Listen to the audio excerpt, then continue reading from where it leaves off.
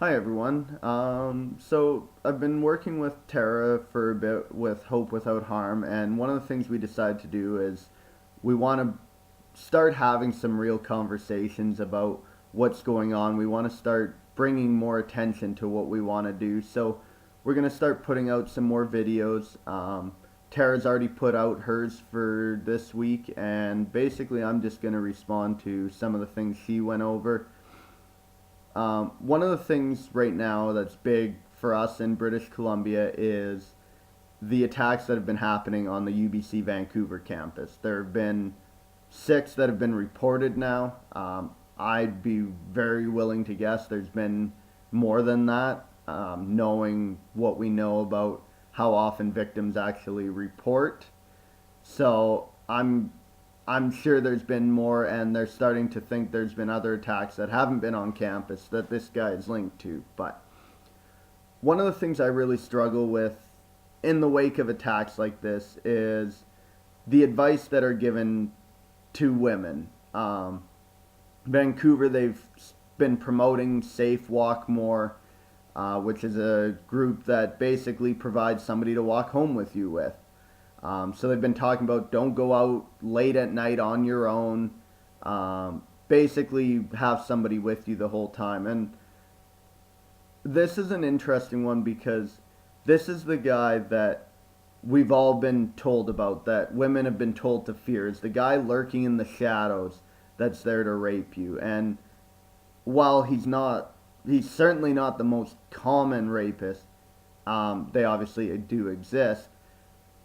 And I know that this advice, when they give it out, it is putting emphasis, the onus on the victims to protect themselves. And it is a way of blaming the past victims. I agree with Tara. I don't think it's advertent. I don't think that's their intention, but it is still an aspect of victim blaming. The thing that I struggle with is I don't know what else you do in this case.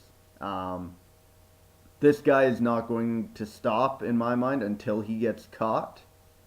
And because of that, this isn't. This is a guy who I think it almost has to be put on to the victims to try and protect themselves because I don't know what else you do until he gets caught. Maybe you can clear this up for me. As you can tell, I'm not totally confident in my thoughts on that. It's just the way I look at it is I know it's victim blaming. I just don't know in this case what else to do to try and protect potential victims in the future. When it comes to Safe Walk, I know a bit about the Okanagan version, UBC Okanagan, more than I know about UBC Vancouver's. Um, One of the interesting things this year is they actually decided not to fund Safe Walk at UBC Okanagan.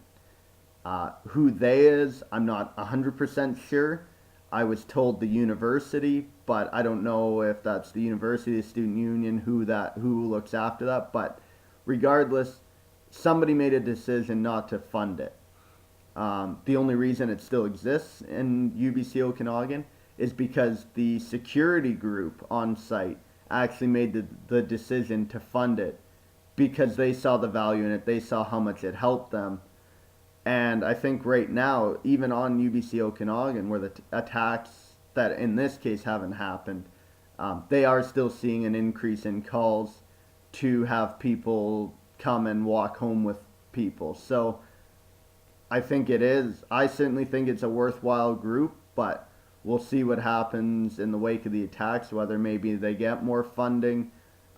Their hours were reduced because the security group just doesn't have the budget of whoever was funding them in the past. When it comes to attackers in cases like this, Tara mentioned about rehabilitation. And even in cases like this, or in the cases where you have the acquaintance rapes, I am not a big believer that these people can be rehabilitated. I have, through my schooling, done some research projects and around that and looked at a lot of different research. And they seem to mostly come to the same conclusion uh, that rapists, people who commit rapes, are the least likely of just about any class of offender to be rehabilitated. Overwhelmingly, they they are the group that will reoffend if they get caught and in prison. A lot of them, a high majority, end up back in prison for similar offenses to what they were there in the first place. And there's a very low rate of rehabilitation with sex offenders. I am not a Stephen Harper fan, but one thing I do have to say I like that he has done is that he has increased mandatory minimums for certain sex crimes, for certain rape offenses, especially against minors.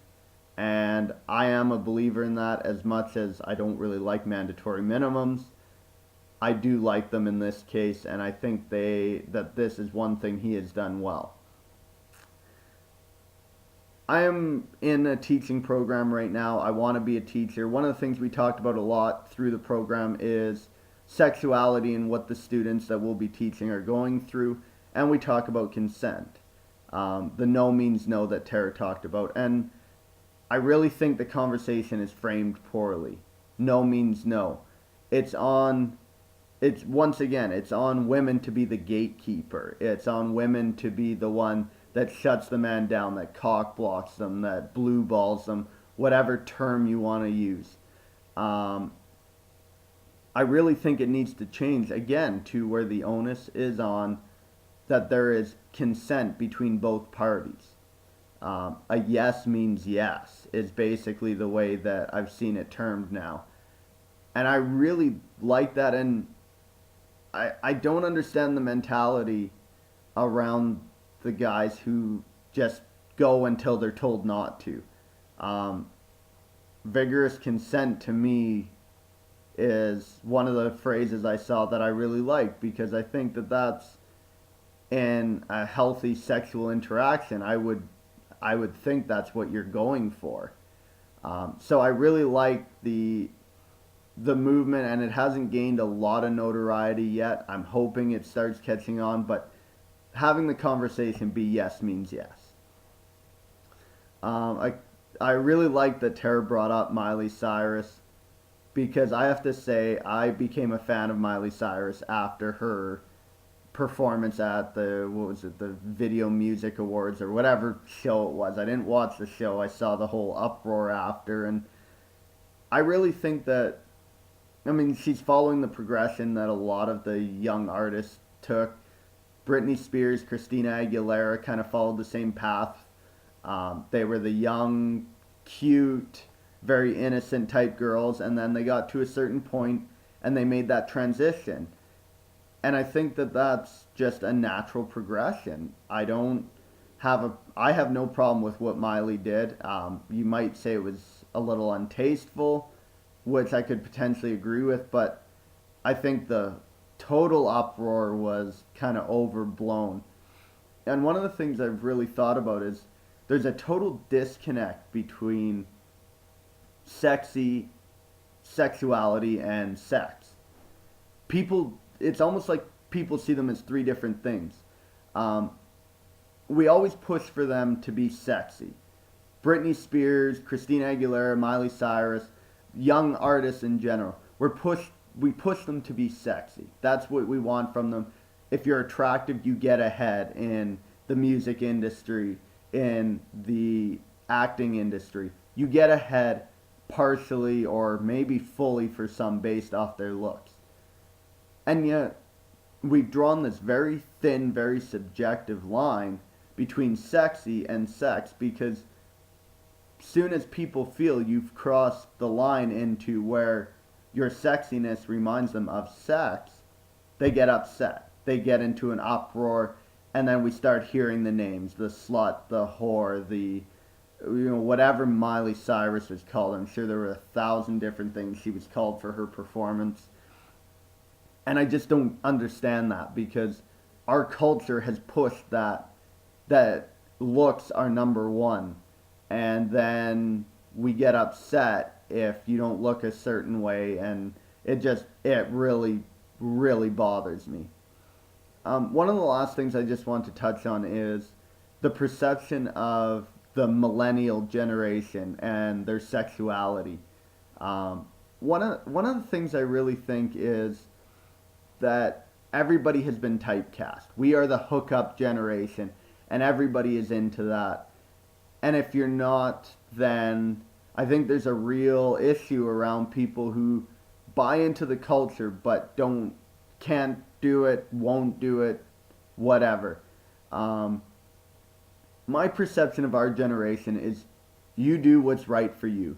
There's not as much. I know there's still aspects of it, but there's not as much of the perception that you are to conform to your man, that women are looking for a man all the time to be within a long-term relationship and to take care of. And I think we've gone so far the other way that everyone perceives us as just looking to hook up. And I think it's just do what's right for yourself. I think there's the aspect where you have people who are, say, religious, that they're waiting for marriage. You have people who maybe or may not be religious, that they've just decided they're going to do that. You have people that won't have sex outside of a long-term relationship, that they want to build that relationship first. And there's nothing wrong with any of those aspects. If you want to go out and participate in the hookup culture and the club scene, I don't care. Personally, you do what you want to do, and I don't see what the problem is with people respecting what you want to do. I mean, you look at it and you go, where's the line? What do people expect?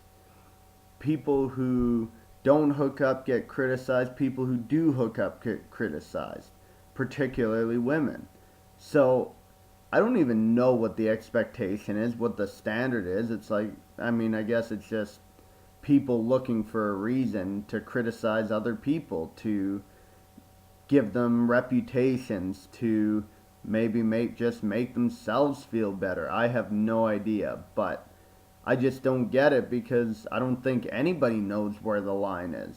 Is 3 hookups okay, but 5 isn't? Is 20 okay, but 24 isn't? I mean, who knows? So I just think it's an interesting culture from whether you're inside it or outside it, because the outsiders see us as all the same, and I don't think the insiders have any idea what they actually want their culture to look like, and they're just kind of going along with how they're told to operate within it. So anyways, that's all I want to say for today. I hope you enjoyed the video. I'd love to hear your comments, your feedback, and especially any video responses you have. I'd love there to be more than just me and Tara doing this. So thanks everyone, and I'll talk to you soon.